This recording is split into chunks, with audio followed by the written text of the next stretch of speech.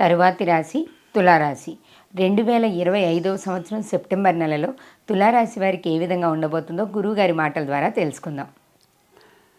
2025వ సంవత్సరం 7వ రాశి తులారాశి. ఈ తులారాశి మాత్రం పూర్తిగా బాగుంది. మరి కన్య వరకు పూర్తిగా బాగాలేదని చెప్పాను. తులారాశి బాగుంది. ఈ తులారాశికి మరి ఇనుముకి సంబంధించిన వ్యాపారం చేసుకునేవాళ్ళు, చదువుకునే పిల్లలు, బాగా చదువులో మంచి ఉత్తీర్ణత, మంచి ఉద్యోగాల్లో ప్రమోషన్లు, విదేశీయానాలు, ఇళ్ళు కట్టుకుంటానికి, వ్యాపారం చేసుకుంటానికి అన్ని విధాలా చాలా బాగుంది. దాదాపు చెప్పాలంటే 100కి 90 వంతులు బాగుంది. అయితే 12ంట కుజుడు ఉన్నాడు. ఈ 12ంట ఉన్న కుజుడు ఎవరంటే భూమికి సంబంధించిన వాడు. ఇప్పుడు వర్షాలు పడి ఉన్నాయి, అంతా నీరు కాలుష్యమైంది, రకరకాలైన వ్యాధులు రావడానికి అవకాశం ఉంది. తాగే నీళ్ళ దగ్గర నుంచి, తినే ఆహారం దగ్గర నుంచి చాలా జాగ్రత్తగా ఉండాలి. ఇంట్లో వండిన వేడి పదార్థమే తినాలి, కాగబెట్టిన నీళ్ళే తాగాలి. చాలామంది ఏం చేస్తారంటే ఉద్యోగరీత్యా బయటికి వెళ్ళి కట్లైట్లు, గేవరైట్లు, ఇట్లాంటివి చైనీస్ ఫుడ్స్ ఇటువంటివన్నీ కూడా తినడానికి ఇష్టపడి వాళ్ళు ఏం చేస్తారు, మళ్ళీ వేడి చేసి 3 రోజులు కూడా మనకు పెడతారు. వాంతులు, విరోచనాలు, హాస్పిటల్ పాలవుతున్నారు. మా మరదలు కొడుకు ఇప్పుడే 3 రోజుల నుంచి సెలైన్ ఎక్కిస్తున్నారు. ఏరా అంటే బయటికి పోయినాను పెదనాన్న, కట్లైట్ తిన్నాను, నాకు ఫిట్లైట్ అయిందని చెబుతున్నాడు వాడు. కాబట్టి ఇటువంటి ఆహారాలు దొరికిపోవద్దు. అందులో అసలు ఆయిల్సే సరిగ్గా వాడొద్దని చెబుతున్నారు. ఈ నూనెలే కాలుష్యం. అందులో వాళ్ళు ఏం చేస్తారు, నూనె తెల్లిపోతుంది. అసలు ఆ తెల్లటంలో రంగు, ఆ నూనె రక్తం రంగులోకి వస్తుంది. బాగా చూడండి, అటువంటి నూనెతో వేసినటువంటి మాడిపోయిన నూనె అని చెప్పాలి. అటువంటి నూనెతో చేసిన ఆహారాలు తిని ఇబ్బంది పడటం కంటే ఇంట్లో పెరుగన్నం తిన్నా పర్వాలేదు. ఇంట్లో వేళకి దొరికితే అది తినటం మంచిది. తర్వాత చేతులారా తినే ఆహారాల వల్ల రావచ్చు ఈ రాశి వాళ్ళు. ఈ కుజుడు బాగుండకపోతే రక్తంలో కాలుష్యం వస్తుంది. తర్వాత రకరకాలైన పసిగళ్ళు రావచ్చు, జాండీస్ రావచ్చు, రకరకాలైన వ్యాధులు రావడానికి అవకాశం ఉంది. కాబట్టి చాలా జాగ్రత్తగా ఉండాలి. తర్వాత జాతక రీత్యా ఇది చెబుతోంది గోచారం 25 వంతులే, మిగతా 75 వంతులు కూడా జన్మలగ్న రీత్యా చూసుకుంటే బాగుంటుంది. అట్లా చూసి మీ డేట్ ఆఫ్ బర్త్ ద్వారా మీ జాతకం చూపించుకొని ప్రవర్తించండి. ప్రతి వాళ్ళకి చెప్పేది నేను ఏమిటా అంటే, అన్నీ మనం జాగ్రత్తగా చూసుకుంటాం. మంచి మంచి గుడ్డలు ఉన్నాయండి. వాళ్ళు నేసేవాళ్ళు రకరకాల వెరైటీలు చేస్తున్నారు. ఆ వెరైటీ చూడగానే కొనాలనిపిస్తుంది. ఆ వెరైటీ కాదు, నీవు మార్చుకున్న వెరైటీ ఏమిటో తెలుసుకోవాలి. ఎప్పుడు కూడా ధర్మో రక్షతి రక్షిత, ధర్మం అనేది నీకు ఉండాలి.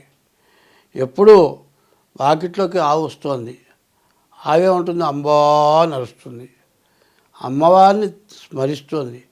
అటువంటి ఆవుకు ఆహారం పెట్టటంలే.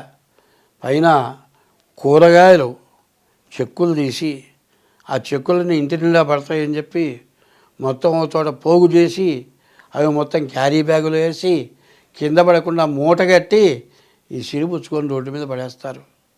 ఆ ఆవు చూస్తుంది, లోపల కాయగూరలు చెక్కులు కనబడతాయి, ఆత్రంగా అది కొరుకుతుంది. కానీ లోపలివి బయటికి రావు. అటు ఇటు చూసి చివరి మింగేస్తుంది. ఈ క్యారీ బ్యాగ్ మొత్తం పేగుల్లోకి పోయి పేగులు పట్టేసి ఆవు చచ్చిపోతుంది. నువ్వు సరాసరి చంపుతున్నావా? ఆవు నీ వల్ల చచ్చిపోయిందని నీకు అర్థమవుతుందా? ఈ క్యారీ బ్యాగులు వాడద్దు, క్యారీ బ్యాగులు మానేయండి అని ఎంతోమంది చెబుతున్నారు. ఈ క్యారీ బ్యాగులు మట్టి నేలలో పడితే ఎన్ని సంవత్సరాలు కూడా అవి పాడైపోట్ల, గుడ్డ అయితే తొందరగా చిక్కిపోతుంది. అటువంటి ప్లాస్టిక్ను వాడొద్దని చెబుతున్నారు. ఏది వద్దంటామో అదే చేస్తున్నాం. ఆఖరికి కాఫీ హోటల్లో పోతారు, మరి ఆఫీసులో టీ కాఫీ తెస్తారు, వాడు క్యారీ బ్యాగ్లో ముడేసి ఇస్తాడు. తెల్లిపోయే టీ ఇస్తాడు. మరి ఆ ప్లాస్టిక్ కరిగి టీలో కలుస్తుంది. దానివల్ల క్యాన్సర్ వస్తుంది. మనకి క్యాన్సర్ రోగాలు వస్తున్నాయి. జీవరాశులు తిని చచ్చిపోతున్నాయి.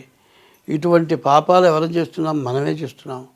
అది తెలుసుకోక మరి ఈ రాశి వాళ్ళు రకరకాలైన బాధలు పట్టడం జరుగుతుంది. ఈ బాధలతో ఏం చేస్తున్నామో తెలియక నేను ఎంతో చేశాను, అంత చేశాను, ఇంత చేశాను, ఎంత నువ్వు చేసింది, ఒక ఆవు చచ్చిపోతే ఎంత పాపం. ఇటువంటివన్నీ కూడా బాధల వల్ల నష్టపడుతూ ఉన్నారు. కాబట్టి మాబోటి వాళ్ళు చెప్పేది బాగా దూరం ఆలోచించి చెప్పడం జరుగుతుంది. ఏమండి, కూరగాయల చెక్కులు ఉన్నాయి, ఒక బుట్ట పెట్టండి, 10 ఏళ్ళ కూడా దాంట్లో వేయండి, ఒక జీవరాశి బతుకుతుంది. అట్లా కాకుండా ఎవరికి వాళ్ళు అట్లా చేసి చివరికి జీవరాశులను ఇబ్బంది పెట్టడం చాలా కష్టం అవుతుంది. ఇదివరకు మనం ఏదైనా సంచో బుట్టో కూరగాయలకో సరుకులుగా తీసుకెళ్తున్నాం. అటువంటి అలవాటు చేయండి. వాడు తేలిగ్గా చిన్న క్యారీ బ్యాగులో మూట కట్టిస్తాడు, ఆ వాడి డబ్బులు మనకి వేసుకుంటాడు. మరి ఆ క్యారీ బ్యాగులు వాడకుండా మానేయాలంటే మీరు మానేస్తే వాడే మానేస్తాడు. కాబట్టి అపకారం జరిగే పనులు చేయకుండా ఉండటం మనకు ముఖ్యం. ఉపకారికి ఉపకారము విపరీతము కాదు చేయ వివరింపంగా. అపకారికి ఉపకారము నెపమన్నగా చేయవాడు నేర్పరిశ్రమతి. మరి వాడు చేసేది అపకారం. క్యారీ బ్యాగులు దగ్గర పెట్టుకుంటాడు, 100 గ్రాములు కూడా పూలలో వేసి మూట కట్టిస్తాడు, చేతులు ఊపుకుంటూ పోతావు. అట్లా కాకుండా ఏదైనా ఒక గిన్నో చెంబో తప్పాలో ఏదో తీసుకొని దాంట్లో తెచ్చుకుంటే వాడు క్యారీ బ్యాగులు కొంటాడా? నీ క్యారీ బ్యాగులు తీసేస్తావా, లేదంటే వాడు మానేస్తాడా? అటువంటి మంచిదానికి అందరూ కూడా ఉపయోగపడండి. ఇట్లా చేస్తే ఇట్లాంటి గ్రహదోషాలు పోతాయి. సూక్ష్మంలో మోక్షము అన్నారు. సూక్ష్మంలో మోక్షం ఇట్లాంటిదే. కాబట్టి ఇటువంటి వాళ్ళు బాధపడకుండా ఉండాలి అంటే ముందు డేట్ ఆఫ్ బర్త్ ద్వారా జాతకం చూపించుకోవడం. నేను మధ్యలో ఇట్లాంటివి చెబుతూ ఉంటా. ఇట్లాంటివి చెబుతున్నానని అనవసరమేం చెబుతున్నాను అనుకోబాకండి. అందరూ ఆచరించగలిగినవి చెబుతున్నా. అందరూ ఆచరిస్తేనే దానివల్ల ప్రయోజనం కలుగుతుంది. అంతా బాగుంటాం. స్వస్తి. ధన్యవాదాలు గురుగారు.